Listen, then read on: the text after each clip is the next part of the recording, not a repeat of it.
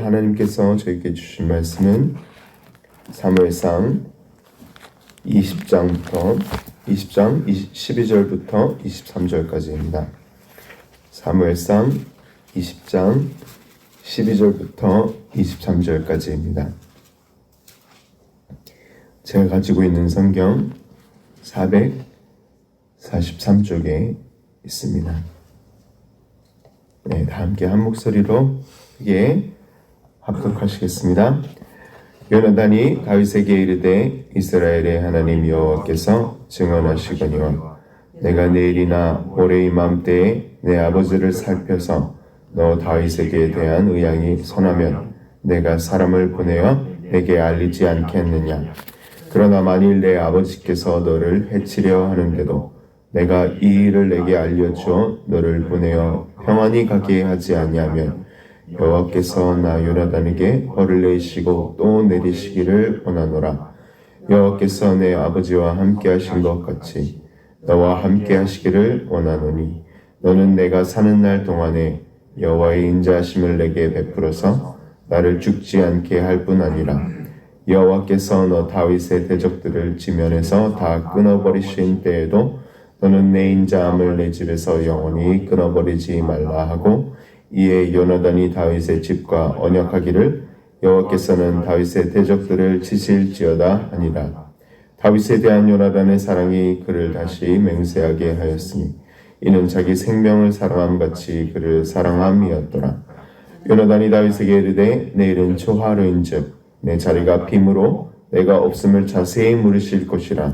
너는 사흘 동안 있다가 빨리 내려가서 그 일이 있던 날에 숨었던 곳에 이르러 에셀 바위 곁에 있으라.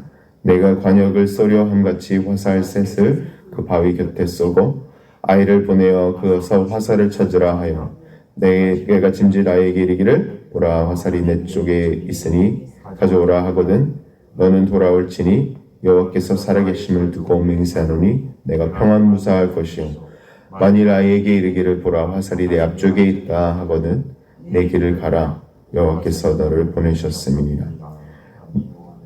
너와 내가 말한 일에 대해서는 여호와께서 너와 나 사이에 영원토록 계시느라 아니라. 아멘. 오늘 제 본문 말씀에서 다윗과 요나단과 다윗의 이 두 번째 언약이 나타나는 장면입니다. 다윗은 이 블레셋 족속들과 지속된 전쟁 속에서도 계속해서 승리를 하고 있었습니다. 이 승리하며 살아갈수록 더욱 사울은 시기와 질투의 영에 사로잡히게 됩니다.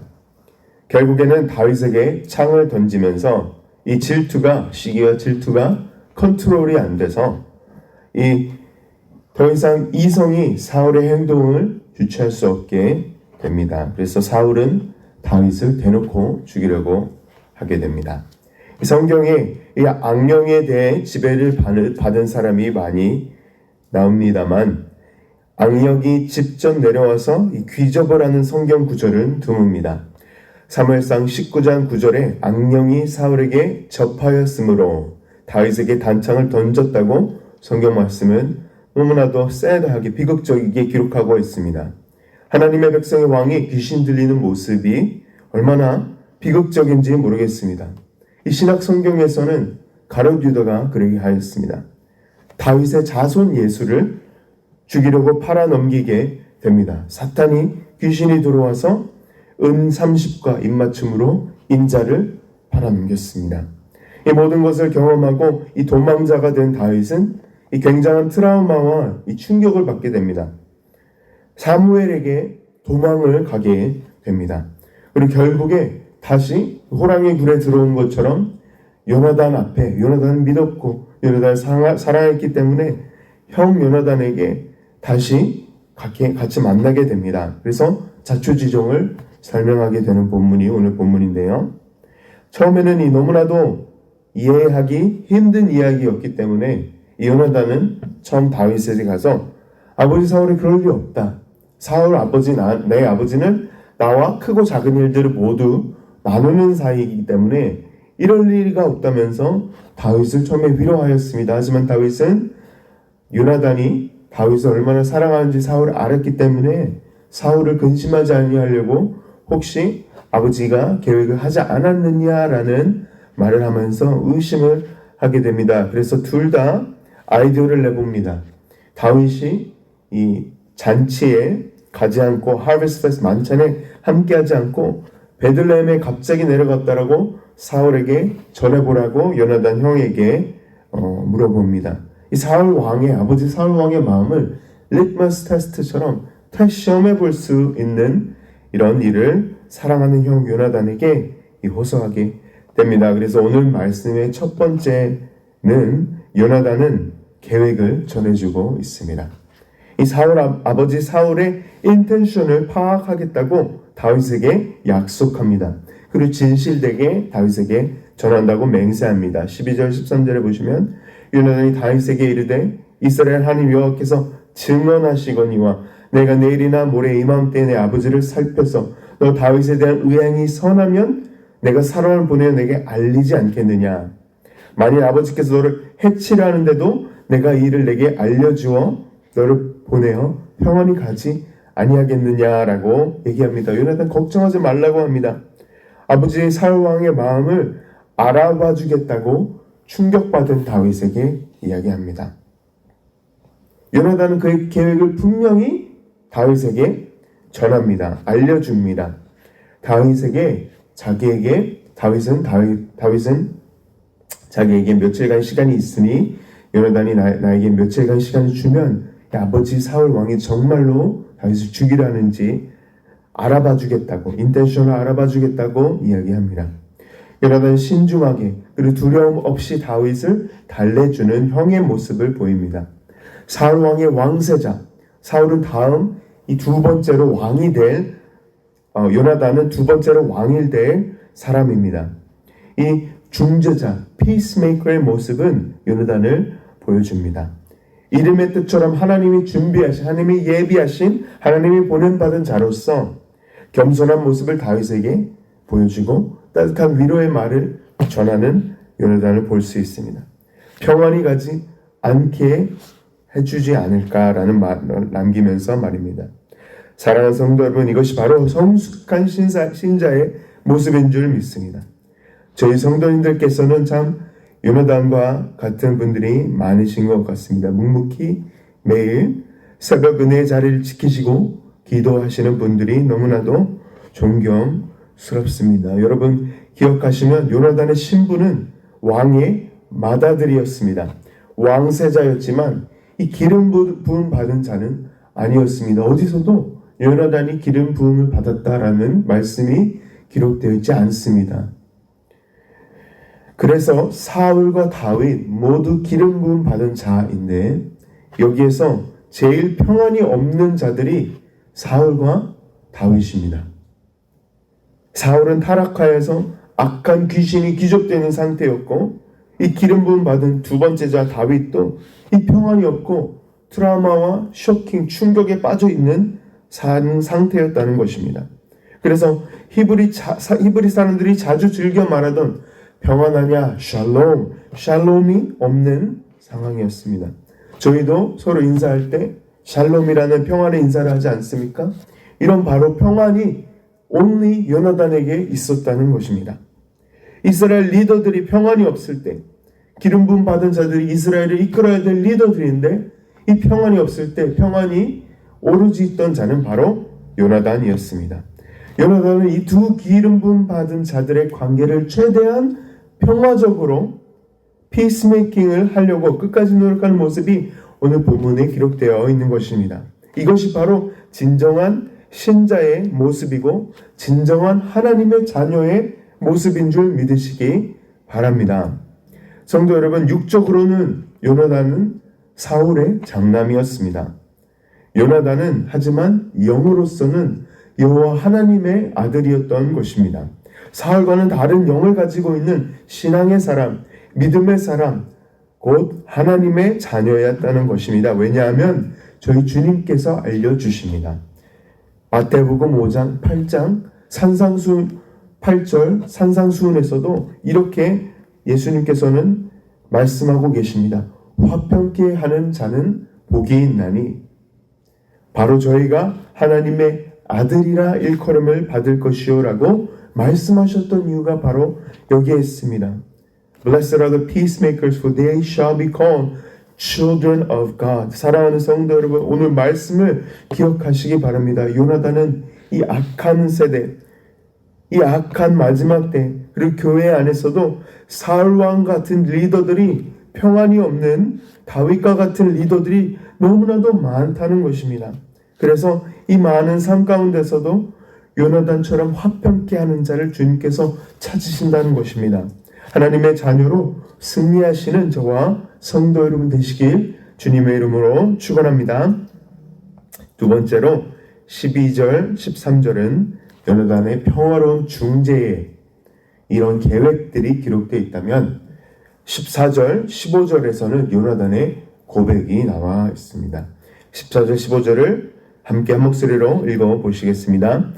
너는 내가 사는 날 동안에 여호와의 인자하심을 내게 베풀어서 나를 죽지 않게 할 뿐 아니라 여호와께서 너 다윗의 대적들을 지면에서 다 끊어버리신 때에도 너는 내 인자함을 내 집에서 영원히 끊어버리지 말라 하고.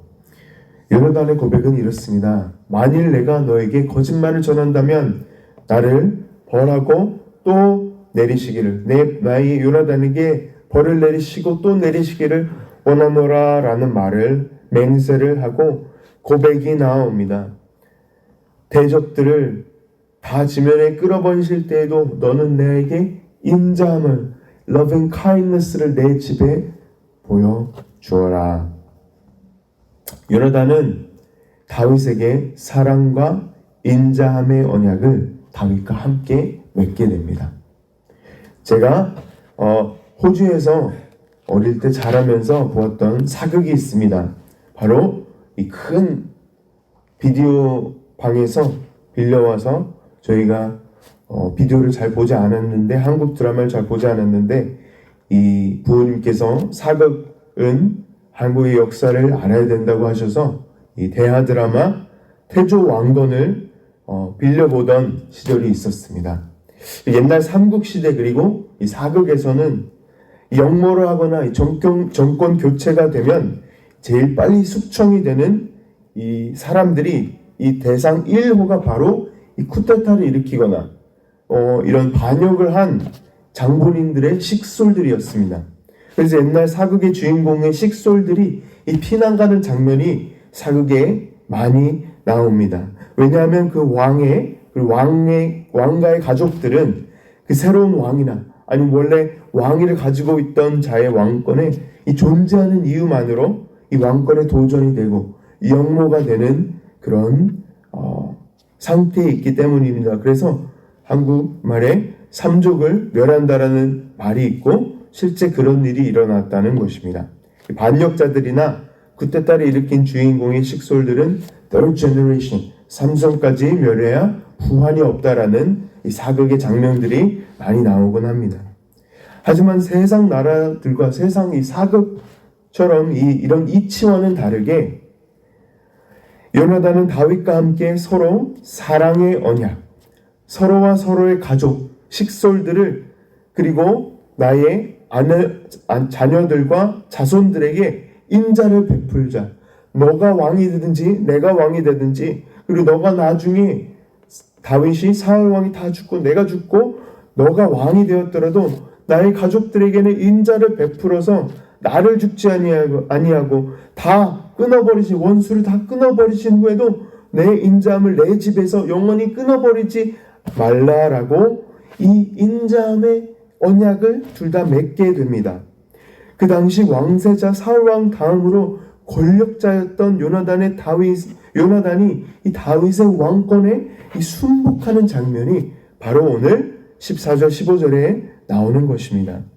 사랑하는 성도 여러분, 어떻게 요나단은 이렇게 권력자의 자리에서 파워를 가지고 있는 이 제일 높은 자리에서 겸손할 수 있고 다윗의 왕권에, 이 어린아이 다윗의 왕권에, 젊은이 다윗의 왕권에 순복할 수 있었을까요?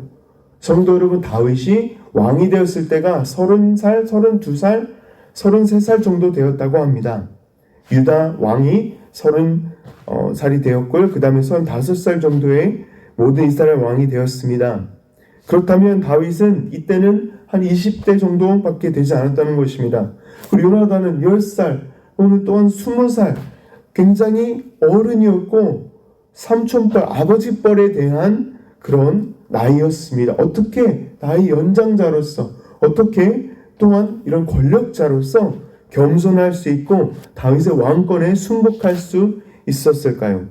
어떻게 질투하고 대적하고 다윗을 죽이려고 하는 아버지 사울과는 180도 다른 이런 마음을 가질 수 있었을까요? 아버지 사울 왕의 반응은 지극히 세상적인, 그리고 오늘날의 정치적으로나 왕국 이런 서열로 봐서는 당연히 먼저 죽여야 되는, 그런 다윗이 먼저 죽어야지 사는 그런 왕권이 잡는 사람이 이기는, winner takes all, 힘이 있는 사람이 이기는 이 약융 강식의 이치가 당연한 세상의 법속, 세상의 이치에서 저희는 살아가고 있습니다. 강한 자가 이기는 그런 삶을 저희는 살고 있지 않은지 모르겠습니다. 저희 세상이 이렇게 흘러간다는 것입니다. 약하면 약할수록 더 짓밟아 버리고 강한 자에겐 한없이 굽신거리는, 이게 바로 오늘날의 저희의 모습이 아닌지 모르겠습니다. 15절에 나오는 이 인자함, 영어 성경에는 loving kindness라고 번역이 되어 있습니다. 이 loving kindness가 하나도 없는, 인자함이 하나도 없는, 사랑이 식어버린 세상에서 우리는 살아가고 있습니다. 하지만 요나단은 어떻게 힘과 권력의 자리에서 도망자 다윗에게 이런 왕권에 순복할 수 있었을까요? 왜냐하면 바로 답이 17절에 나옵니다. 17절에 제가 읽어보겠습니다. 다윗에 대한 요나단의 사랑이 그를 다시 맹세하게 하였으니 이는 자기 생명을 사랑함 같이 그를 사랑함이었더라. 사랑하는 성도 여러분, 바로 요나단이 이렇게 할 수 있었던 이유는 단 한 가지입니다. 왜냐하면 요나단은 다윗을 자기 생명 사랑하 같이 사랑하였기 때문입니다. 고린도전서 13장에서 성경이 말하는 사랑은 이렇습니다. 사랑은 오래 참고, 사랑은 온유하며 시기하지 아니하며 자랑하지 아니하며 교만하지 아니하며 무례히 행하지 아니하며 자기 유익을 구하지 아니하며 성내지 아니하며 악한 것을 생각하지 아니하며 불의를 기뻐하지 아니하며 진리와 함께 기뻐하고 모든 것을 참으며 모든 것을 믿으며 모든 것을 바라며 모든 것을 견디는 게 바로 사랑입니다. 요나단은 이 두 번째 언약을, 영원한 끊임이 없는 이 언약을 맺을 수 있었던 이유는 바로 다윗을 사랑하였기 때문입니다. 사랑은 다른 사람을 더 낮게 여깁니다. 높게 여깁니다. 끊임없이 사랑하는 사람에게 다 내어줍니다. 계속 뭐라도 자꾸 주고 싶습니다. 그래서 요나단은 자꾸 다윗에게 줬습니다. 너무나도 사랑하였기 때문에 갑옷을 주고 다윗에게 창을 주고 칼을 주고 갑옷을 주고 활을 주고 결국에는 자기의 자리, 왕의 자리까지 내어주었습니다. 그 당시 이스라엘 백성들, 군인들에게는 칼과 차리, 무기가 없었습니다. 그래서 블레셋에 내려가서 무기를 다시, 이런 철 기구들을 다시 갈고 오는 그런 상태에서 다윗에게 모든 전쟁할 수 있는 도구를 다 주었고 결국에는 다 내어주고 왕의 자기 자리, 내가 왕이 되어야 되는 그 자리까지 내어주었습니다. 사랑하는 성도 여러분, 마지막 때는 저희 주님께서는 요나단 같은 성도를 찾고 계심을 믿습니다.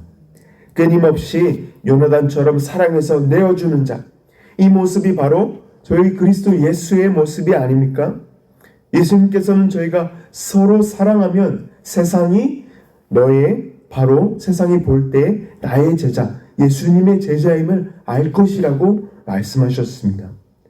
요나단이 다윗을 자기 목숨과 같이 사랑하여 왕의 자리까지 다윗에게 내어준 것처럼 서로를 사랑하고 서로를 낮게 여기고 서로를 더 높게 여기고 서로를 위해서 왕의 자리, 나의 왕의 자리를 내어주는 요나단 같은 제자를 주님께서 오늘 찾고 계심을 믿으시기 바랍니다. 오늘도 말씀을 기억하시고 요나단처럼 서로를 사랑하는 저와 성도 여러분 되시길 주님의 이름으로 간절히 축원합니다. 이 마지막으로 제가 말씀을 맺도록 하겠습니다. 오늘 본문의 마지막 절이 이렇게 마무리됩니다. 23절 함께 읽어보시겠습니다. 너와 내가 말한 일에 대하여서는 여호와께서 너와 나 사이에 영원토록 계시느니라 하니라. 아멘. 요나단과 다윗의 언약 가운데 in the midst, in the middle 여호와의 하나님이 증인이 되시는 것을 저희는 볼 수 있습니다. 하나님이 어디 계시는지 저희는 정확히 알 수 있습니다. 요나단과 다윗의 언약은 나중에 요나단이 죽게 됩니다. 요나단이 사울 아버지의 이런 이런 잘못된 선택과 죄 때문에 블레셋 군대에 의하여서 요나단은 전사하게 됩니다. 다윗은 아주 슬퍼하고 요나단을 기억하고 너무나도 사랑하였습니다. 그래서 이 언약, 하나님의 증인이셨던 영원한 하나님의 언약이므로 요나단의 살아남은 아들 무비보셋, 절름발이 무비보셋을 다윗이 나중에 왕이 된 후에 곁에 드리고 다윗과 함께 매일매일 식사하도록, 다윗과 함께 궁에서 지내도록 이 왕자의 대접을 해주었습니다. 바로 다윗 왕이 요나단과 이 맺은 언약을 지키는 이 아름다운 모습을 저희는 볼 수 있습니다. 사랑하는 성도 여러분, 히브리어로 이 언약의 원어는 카라트라는 이 원어에서 나옵니다. 이 원어의 의미는 cut a deal, cut a covenant라는 영어의 이디옴도 여기에서 나옵니다. 너와 내 사이의 언약을 컷했다는 것입니다. 이 카라트의 의미는 이 목숨을 건 언약이라는 것입니다. 언약을 할 때는, 그리고 언약을 하나님께 드릴 때는 재물 같은 것이 있었는데요. 아브라함 언약 때도 그렇습니다. 모든 언약 때도 그렇습니다. 이 짐승이 컷된 것처럼 내가 이 언약을 어기게 되면 나도 이 짐승과 같이 되리라, 나도 이처럼 컷되고 죽으리라 라는 것을 의미한다는 것입니다. 이 목숨을, 이 율법을, 이 언약을 어기게 되면 내 목숨을 내놓겠다는 그런 불변의 언약을 의미합니다. 그리고 무엇보다 더 중요했던 것은 요나단 마지막 절에 여호와 하나님께서 너와 나 사이에 영원토록 증인으로 계시느니라 라고 이야기합니다. 이 말은 여호와 하나님, 영원히 변치 않으신, 오늘도 어제도 오늘도 내일도 똑같이 함께 하시는 여호와 하나님께서 증인이시라는 것입니다. 자꾸 바뀌는 사람의 마음의 증인이 아니라 바로 여호와 하나님이 증인이시라는 것입니다. 사랑하는 성도 여러분, 이런 언약은 결혼과도 같은 레벨의 언약이고 서약입니다. 저도 거의 1년 전에 하나님과 여러 증인들 앞에서 혼인, 또한 서약, 또 오늘 본문의 말씀같이 카라트를 제 아내와 함께 맺었습니다. 저희는 너무나도 이 약속이 쉽게 깨지는 악한 세상을 살아가고 있습니다. 하나님 앞에서 한 언약과 약속을 목숨처럼 지키는 모습이 바로 신자의 모습입니다. 세상과 달라야 하는 모습입니다. 사랑하는 성도 여러분, 오늘 본문 요나단의 이 세 가지 모습을 한번 다시 기억해 보셨으면 좋겠습니다. 그리고 하나님 말씀을 묵상해 보셨으면 좋겠습니다. 첫 번째는 요나단의 계획입니다. 요나단은 아버지 사울의 인텐션을 판단하고 중재하는 피스메이커의 모습을 보여주었습니다. 저희도 주님의 제자도 그렇게 피스메이커가 되어야 합니다. 요나단의 고백이 기록되어 있습니다. 왕권에 순복하는 겸손한 모습을, 다윗을 사랑하는 모습을 보여주었습니다. 그리고 또한 다윗과 언약 카라트를 맺었다는 것입니다. 이 세 가지 말씀을 기억하시면서 새기시면서 승리하시는 저와 성도 여러분 되시길 간절히 주님의 이름으로 축원합니다. 아멘. 기도하시겠습니다. 하나님 아버지 감사합니다. 저희가 이 요나단의 세 가지 모습을 기억하면서 주님께 나오기 원합니다. 말씀을 통하여서 저희가 참 제자, 찐 제자로 올해 표로서 삼았습니다. 살기 원합니다. 정말 주님께서는 요나단과 같은 제자를 찾으시는 것을 제가 믿습니다. 서로를 사랑하고 서로를 높게 여기고 나의 왕의 자리까지 내어주는 그런 삶을 저에게 찾고 또 보고 계시고 저희 심중을 설치하신다는 것을 저희가 잊지 않도록 도와주시옵소서. 말씀을 통해서 기억하게 해주시니 감사드립니다. Second chance, many second chance를 다시 한번 주시니 감사드립니다. 주님, 오늘 말씀을 살아낼 수 있고 또 apply할 수 있는 저희 능력을, 성령 충만함을 허락하여 주시옵소서. 감사합니다. 주님, 오늘 말씀 예수님의 이름으로 기도드렸습니다. 아멘.